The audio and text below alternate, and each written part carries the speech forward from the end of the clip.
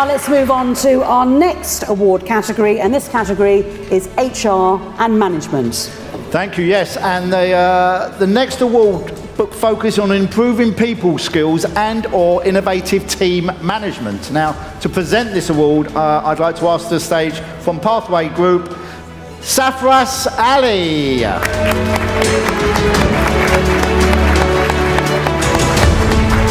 And Pathway Group is a provider of workforce development solutions aiming to change lives through skills and work, managing apprenticeships, training and funding opportunities. Pathway Group encourage entrepreneurship and self-development and always open to discussing partnership opportunities with businesses and thought leaders. You're always open for business, aren't you?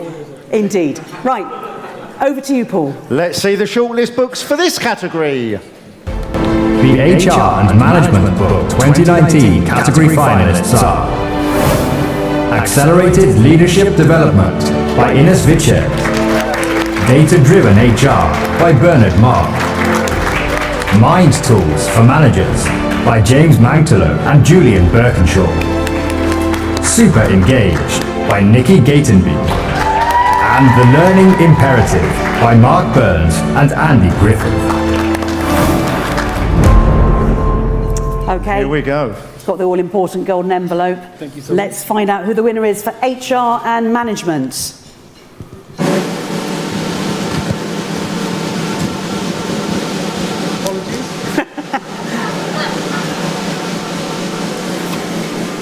The winner for the HR and Management category is Mark Burns, The Learning Imperative. And Andy Griffith. Andy Griffith.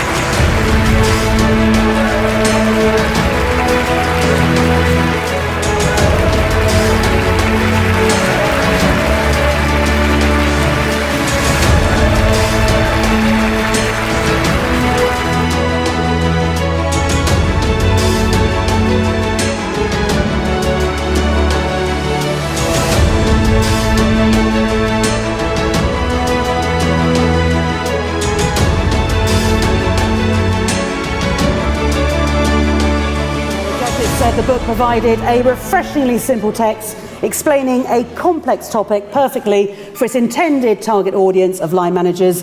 Building on the models and theory as you go through the book, you're still able to apply the models to realistic problems a manager might face, and includes important topics such as teams. You're looking at me strangely thinking, is that my book? Yes, it is. Yes, teams, trust, safety in a non-emotive and pragmatic manner. Overall, a well-presented book and has an order about it with a very supportive and expert voices throughout. But there's only one voice here tonight. Who are you? Which one of the two are you? I'm Mark. Mark, come this way. Would we like to hear Mark speak? Come on, Mark. Many congratulations.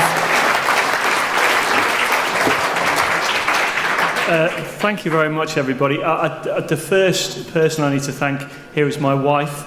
Thank you for being accepting of me being physically present but mentally absent in the last year when I was writing it.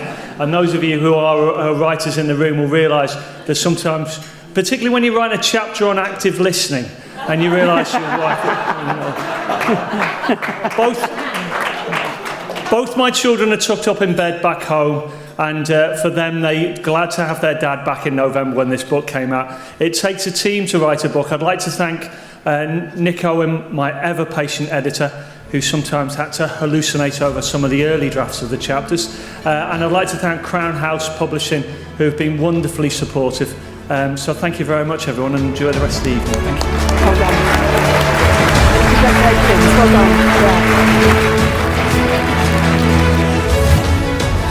What does it mean to be a winner at the Book Awards? Well, it's such a surprise. When you set out to start writing a book, you don't think about awards. You just want to try and make a difference to the reader, really. And to have, looking at the shortlist and all the range of books, it's such an honour to receive the award and a recognition of that hard work's been worthwhile.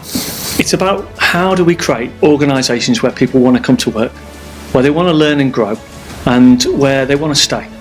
And in so many businesses I've worked with over the last 12 years, there are people who turn up to work on a Monday morning with a frown and leave on a Friday with a smile. And we really wanted to explore what is it that organisations do where they're almost like boss stick. People want to come to work and want to enjoy it, and a sense of growth. As we only pass this way once, so why should we work in organisations where it's such a grind? And I think nowadays with shortage of labour and retention's a massive issue, we've really got to look at those things in more detail.